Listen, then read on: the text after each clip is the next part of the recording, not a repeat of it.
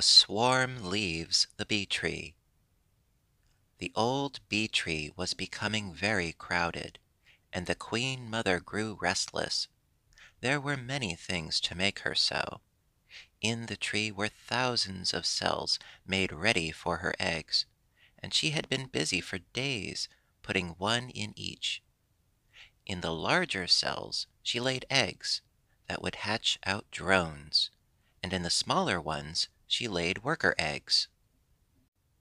She never laid any queen eggs. Perhaps she did not want any queens among her children, for there can never be two queens in one swarm, and when a new one is hatched, the queen mother has to go away and find another home. That is a law among the bees. The workers, however, knew that there must be young queens growing up all the time. Supposing something should happen to the queen mother, what would become of the swarm if there were nobody to lay eggs? So after she had laid several thousand worker eggs, and it was time for the young ones to hatch, they decided to change some of the babies into young queens. And this was easy enough.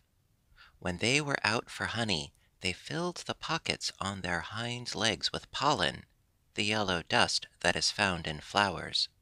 This was to be mixed with honey and water and made into bread for the babies, who were now awake, and looked like tiny white worms in the bottom of their cells. Then they made some that was almost like sour jelly, and put it in a few of the worker cells for the tiny white worms or larvae to eat. The larvae that eat this jelly grow up to be queens and can lay eggs.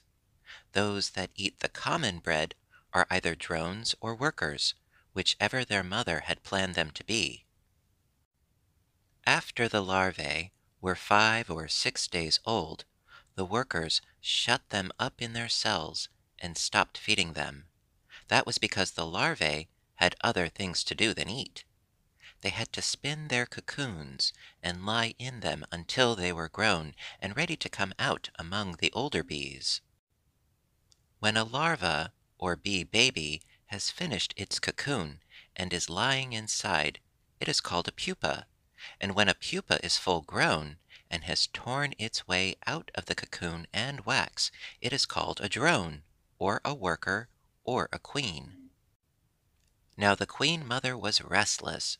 She could hear the young queens piping in their cells, and she knew that they wanted to come out and drive her away. She wanted to get to them and stop their piping, but the workers stood in her way and prevented her. They knew it would not be well for the queen mother to meet her royal children, and when these children tried to come out, the workers covered the doors of their cells with another layer of wax, leaving little holes where they could put out their tongues to be fed. This made the queen mother more restless than ever. "If I cannot do as I wish to with my own children," she said, "I will leave the tree." And she began walking back and forth as fast as she could, and talked a great deal, and acted almost wild with impatience. The workers saw how she felt, and part of them decided to go with her. When a worker made up her mind to go with the queen mother, she showed it by also acting wild and walking back and forth and talking a great deal, sometimes fluttering her wings very fast. Then she would go for honey, because when bees are about to swarm, they fill their honey pockets just as full as they can. At times the queen mother would be quiet, and you might almost think that she had given up going. Then suddenly she would grow restless again, and all the workers who were going with her would act as she did, and they would get so warm with excitement that the air in the tree became quite hot. At last the queen mother thought it time to start, and her followers came around her in the tree, and were very still for a minute. Several of the workers had been flying in circles around the tree, and now they came to the doorway and called. Then all came out and hovered in the air a few minutes before stopping to rest on a bush nearby. When they rested, the first bee held on to the bush, the next bee held on to her, and that was the way they did until they were all clinging tightly together in a squirming dark brown mass. Ah, then the Queen Mother was happy. She felt that she was young again, and she thought, "How they love me, these dear workers."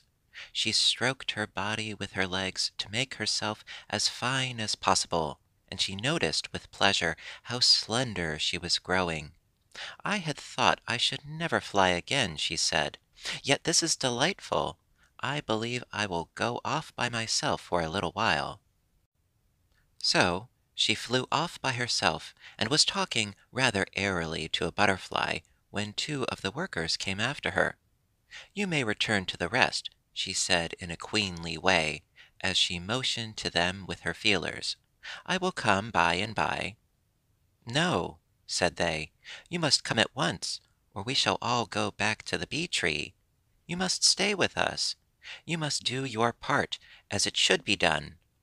And she had to go, for she knew in her heart that queens have to obey the law as well as other people. After she had hung with the workers on the bush for some time, the ones who had gone ahead to find a new home for the swarm came back and gave the signal for the rest to follow. They went to an old log near the river bank, and here they began the real work. Crawling through an opening at one end, they found a roomy place within, and commenced to clean house at once. "If there is anything I do like," said a worker, as she dropped a splinter of rotten wood outside the door, "it is house cleaning." "So do I," said her sister. "But what a fuss the drones always make when we try to do anything of the sort. A pretty looking home we'd have if they took care of it." "I'm glad none of them came with us to this place," said the first worker. "I guess they knew they were not wanted." "There, there," said the Queen Mother, coming up to where they were. "You must not talk in that way. It may be that you would rather do without drones, and perhaps they would rather do without you, but I need you both, and I will not have any quarreling." When she said this, she walked away with her head in the air, and the workers did not scold any more. They knew that she was right, and, after all, she was their queen, even if she did have to obey the laws. Next, they got varnish from the buds of poplar trees and varnished over all the cracks and little holes in the walls of their home, leaving open only the place where they were to go in and out. They also covered with varnish a few heavy fragments of wood that lay on the floor of their home, and when this task was done, it was all in order and ready for the furniture, that is, the comb.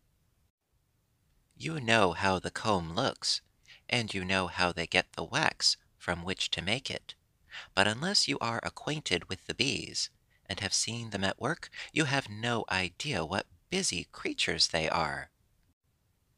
The Queen Mother, as soon as the cells were ready and she could begin laying eggs again, was as contented and happy as ever.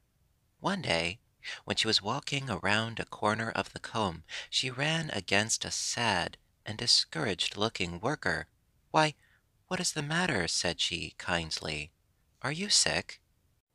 "No," said the worker, "I am not sick, and I am not tired, only I want to get through."